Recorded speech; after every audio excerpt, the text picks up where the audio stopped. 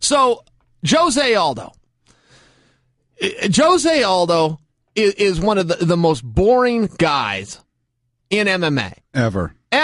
And his skills are unquestionable. And frankly, his fights are pretty fun to watch, too. I don't know what's boring about the guy. I really don't know. That fight with Edgar was amazing. Yeah. Amazing. I think you could point to plenty of his fights and go, wow, that was fun to watch. For some reason, there's something boring about the guy. And the only time something exciting comes about, the only time we can even discuss him on this show, as great as he is when he's tied up in some kind of conflict or controversy with the UFC. So a couple of weeks ago, he asked for his release. He said, I don't care if I have to leave the sport and go pursue something different. I like soccer. I like lots of other things. I don't want to do this anymore. I had a problem, or just an offer. This is Jose's business, man. It's not mine. But at the end of the day, I'm looking at going, Aldo, you're the champion. Your contract's the exact same. They can't force somebody in there with you. He wants the McGregor fight. Hey, they can't force McGregor to get in there with you. McGregor's can only fight one guy at a time, and he's fighting Eddie in a world title fight. His contract's the same. Yours is the same. There's plenty of guys to fight. I'm looking at just go, man, I don't really get what your gripe is. It's the same thing as when they wanted to make Jose fight Conor or 4 other guys. In fairness, Jose's pulled out of 5 fights in total. It's the same thing where you can't make Jose step in there and fight. You can't make Conor go. You can't make anybody there go and fight him. I feel like he's blaming the wrong people. He's blaming the company. He's twisted that McGregor's got so much run. He's twisted about it. He's all upset about it, but I feel like he's put his energy on he's blaming the company. How is it their fault? He's upset because he's saying, well, I got a call that said I'm fighting Conor McGregor, and now I find out I'm not fighting Conor McGregor, so you guys are liars. It's like, man, that's not a lie. It's just things just change. Your deal is the same deal. You got to go out there, you got to fight in the same rules, with the same amount of time, in the same weight class, for the same money, for the same championship, of which he has. He is the interim champion. He's got to go out and defend that. Or Conor gets stripped and he fights for the undisputed title. What I'm saying is nothing changed for Jose, and he's all pissed off. Now, where I'm going with that's recapping. I'm going back 2 weeks, 3 weeks, whenever this came out.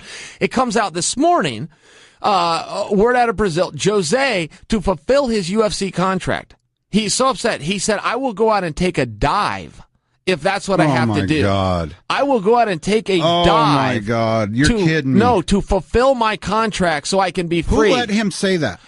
I don't understand I just don't get it. I don't get where his anger is. I don't how it's How do you license that guy now? Yeah, after he said he'd take a dive, you got a big problem. That's the dumbest thing. That is the dumbest thing I've ever heard. I gamble. I love to gamble. And that guy just said he's going to go take a dive? Boy, the only thing in this world worse than... There's a lot of things worse than it, but fixing in the MMA world, right, there's nothing worse than a dive. In sports, there's nothing worse than a dive. It's the number one offense. Wow. I had never thought about it in those terms, actually, till you just said that, but you're right. You're right. He needs to explain that. I never thought about it in those terms. Well, if he wants his release, boy, he said something that'll get him cut. I don't know how you put a Band-Aid on that. I like this Band-Aid thing I keep saying. Yeah. Wow, you're making my mind wander because that is interesting. Now that you've said it like that, that is interesting. Well, you didn't see the force? You cannot... No, you cannot come out and say, I'm going to take a dive and then go into a licensed contest. You're right about that. Have you ever heard anybody say they were going to take a dive? Ever? No. Ever? No, and I actually don't want to flame him over it because I get that I assume he's not being literal. I assume he's just showing his frustration. He's saying how pissed off he is. But you're right. He needs to, words matter. And he just said, I'll take it. Wow, I hadn't thought about it in those terms. Yeah, you're right. That's a problem. We'll see, man. Maybe we should quit talking about that because if that gets any play, whoa, buddy. Now, I've got some legs here on my point, though, that his frustration is misplaced from the information we have, right? I mean, should he be that mad at the company because they can't get him a specific opponent? I mean, come on. Dude, he got knocked out in 13 seconds. He got knocked out in 13 seconds. And he he needs that fight so bad. Yeah, I know he wants that fight. He looked great against Edgar. He looked fantastic. Okay, Conor's doing what Conor wants to do when he wants to do it. And guess what? We can't wait to see it. And Aldo, we don't care what you're doing. Okay? That's the problem from a leverage standpoint. That's the problem that Aldo has. He does not have this is the a fans behind him. business. Yeah, and the reason you get money is because it's a business. And they don't care. That is true. If the UFC released Aldo today, he doesn't go and get swept up tomorrow by another big promotion. There does not become a bidding war over Jose Aldo. And that's not meant to pile on. That guy is fantastic. Absolutely fantastic. But to your point, it is a business, and this is not the guy coming in with a bunch of leverage. That weight class has never, it's just not, it's not a driving, it's just the reality. It's not a driving force weight class. The thing that's interesting about that, his coach, what's his name? Pederneiras, I think. Andre Pederneiras. Okay. He coaches a bunch of different people. Yep. What's fascinating to me is he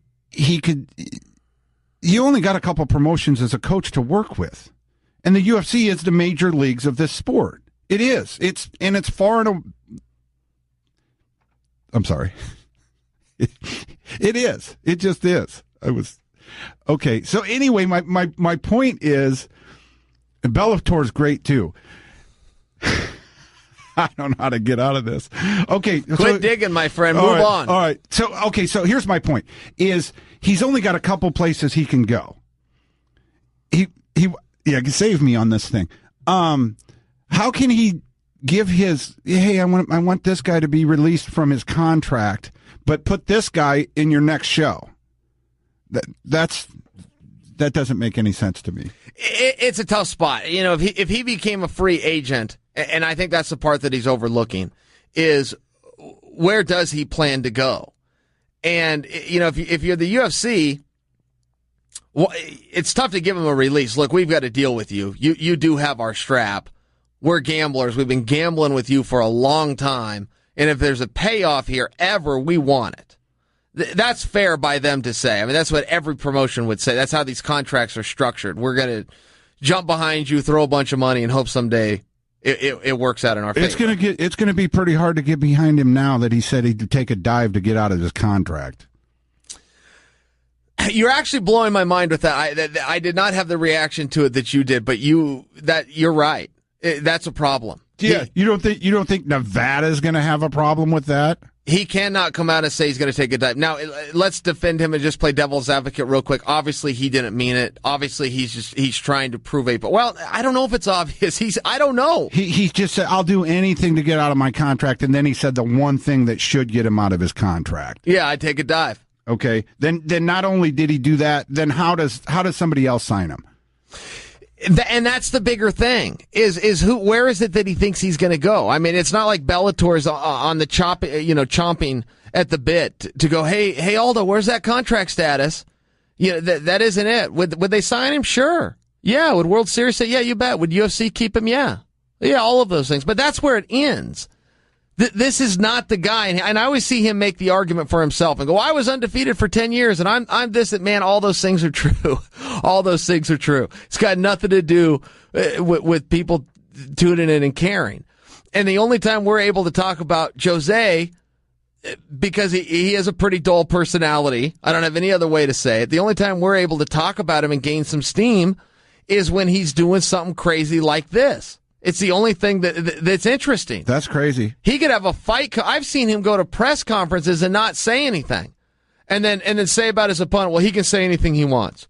We're going to fight on Saturday. Say, yeah, man, all of that's true, Jose, but today's a press conference. Do you know what that means? It means you talk today. Let me use something. Bisping, I love Bisping. Okay, I think he lost that fight, but I love Bisping. But one thing I can't stand about Bisping is he talks a gang of trash before the fight, and then right after the fight, he lets you know it was just to build up the fight. That doesn't make any sense to me. I don't love that either. You know, I had a big problem. Josh Koscheck had done that with St. Pierre, and said, "Well, I'm just." And I've talked about this a few times, and Koscheck been mad at me ever since. But it's like, hey, Josh, I'm right on this one, man. I've known you for 20 years. Come on. The bottom line is you fought George St. Pierre. It was a huge buildup, biggest gate in history. Now they also fought in the biggest auditorium, but to this day it stands as the biggest gate. Did over $11 million, and he then comes out and says, well, I was just trying to sell the fight. And I did feel slighted as a consumer, not as a fan, as a customer who paid my money. You just told me that you misled me to buy something. That's fraud. You can't do that anywhere in the world. Well, and why that kind of popped up in my head is because Bisping and Weidman are going back and forth right now. Well, Weidman's got a hammer in front of him. He's got a hammer that he needs to deal with at 205. But, fool me once, fool me twice. I don't care. I'm going to watch all the fights. It's better when there's heat, but I'm still going to watch the fight. No, I got you, but I do feel slighted as a consumer. I mean, you can't come out and say that. Mike Tyson had done that. He fought Lennox Lewis and grabbed the mic and, he'd bid him at a press conference. Well, it's kind of like when dudes are hugging themselves in between rounds. It's like, when Clay, I think Clay went to the UFC in Portland, and Clay knows more about MMA now. He's been producing this show, and that was your take. You were like, what are they doing hugging in the middle of the round? If two guys don't want to fight each other, I don't want to watch it. And it doesn't matter where it is, from the playground to the ring. If two guys don't want to fight, then I don't want them to fight. And so when guys are hugging each other, I'm out. You just ruined it for me. Yeah, that was my reaction. I watched that too. You're talking about Dotson and Lineker. When they're giving hugs in the fight, I'm looking at going, okay, you're just signaling to us we don't want to fight.